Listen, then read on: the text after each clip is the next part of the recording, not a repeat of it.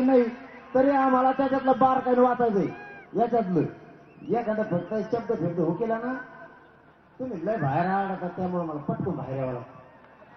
मग वाचण्यावर देणं असतं. मी रात्रंदिवस जागा आहे माय बापा शपथ सांगतो मी शब्द भेटता वाच नाही. हा मला ते वाचितो मी कोणता काय शब्द बोललाय सचिव याच्यावर ध्यान देतो. चुकीचा शब्द आहे का याच्यात काना मात्रा हुकला काय. माझ्या बापाच्या पोराचं वाटतो एक जर काना मात्रा हुकला एवढं लढून आपला उपयोग नाही होणार. म्हणून याच्यावर अभ्यास करावा लागतो. याच्यावर ते वाचायला लागतं. वेळ दिला उच्च कुठे झाला का बाहेर ते दणका चालू होतो. दणा दण ते हलग्यावले तुमचा चालत चालवतो. मला वाटतं मला बोली तर टाकून चलावं आपलं बाहेर पटकून. म्हणजे तुमचा राविश्वास दाखवतो असं नाही. तुमचे केस माझ्यावर कोणालाच नाही कोणावर टाकत नाही. तुम्ही इतका माझ्यावर विश्वास टाकतात आणि मी बी जीव बी द्यायला तुमच्यासाठी तयार आहे. याच कारणाने त्यांचं काय होतंय बघूयात.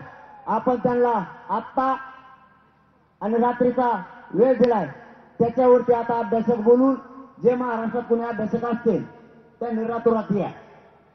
आम्हाला सांगू लागा नाही तर उद्या त्याला परत तिकडं बॉम्बलाचा तिसरं हे नाही ते नाही. तो काही शब्द घ्यायचा असले सांग इकडे. आपण त्याच्यावरती चर्चा करूयात. त्याच्यावर अभ्यास करू त्याच्यावर वाचू.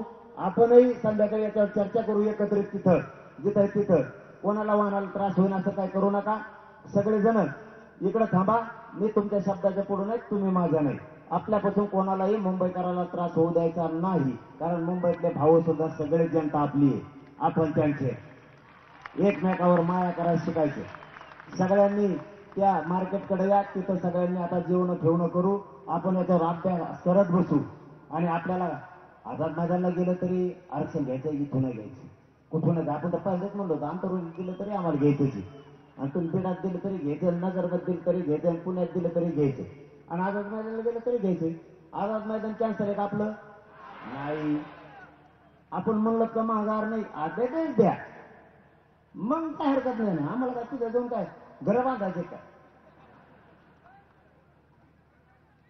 आम्हाला ते जाऊन काय काही जागा धरायचं काय सगळ्यांनी जागा देत 2-2 गुंठे पडी गुंठू वाली गुंठी मग काही असं काय नाही ना.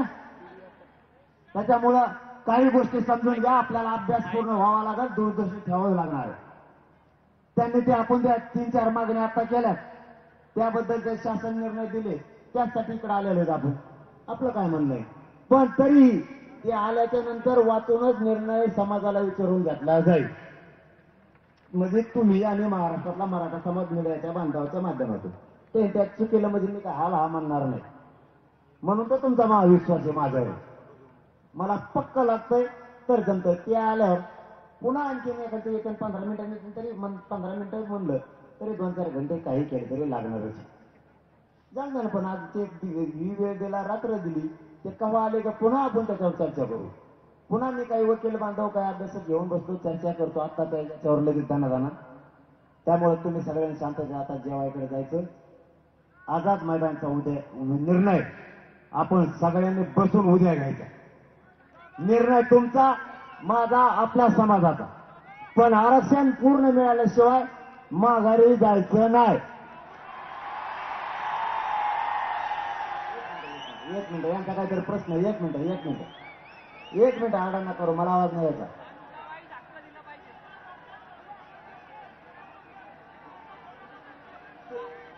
ते काय म्हणले तुम्ही सांगा मला.